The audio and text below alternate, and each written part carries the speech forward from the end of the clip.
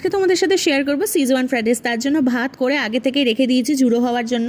তারপরে একটা সসপ্যানে তেল গরম করে তার মধ্যে ডিম, গোলমরিচ গুঁড়ো, লঙ্কার গুঁড়ো, হলুদ গুঁড়ো, নুন আর সয়া সস দিয়ে ভালো মতো ডিমটা ভেজে নিলাম। ভাজা হয়ে যাওয়ার পর ওই তেলের মধ্যেই একটুখানি ঘি দিয়ে, গোটা গরম মশলা দিয়ে আর নুন দিয়ে ভালো মতো তেলটাকে গরম করে নেব। নিয়ে এর মধ্যে দিয়ে দিলাম গাজরটাকে হালকা সেদ্ধ করে নেব।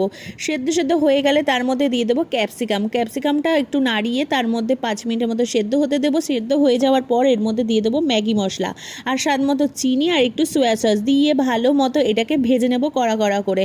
ভাজা হয়ে গেলে তার মধ্যে লঙ্কার গুঁড়ো আর কাশ্মীরি রেড চিলি পাউডার দেবো যাতে কালারটা ভালো হয়। তারপর ভাতগুলো ওর মধ্যে দিয়ে ওপর থেকে দিয়ে দেবো ডিমের ঝুড়োটা দিয়ে এটাকে ভালো মতো একদম ঝরঝরে করে ভাজবো যাতে ভাজা হয়ে যায়। ভাজা হয়ে গেলে এদিকে সিজওয়ান ফ্রাইড রাইস রেডি। আর তার সাথে দেখো চিকেন তন্দুরি।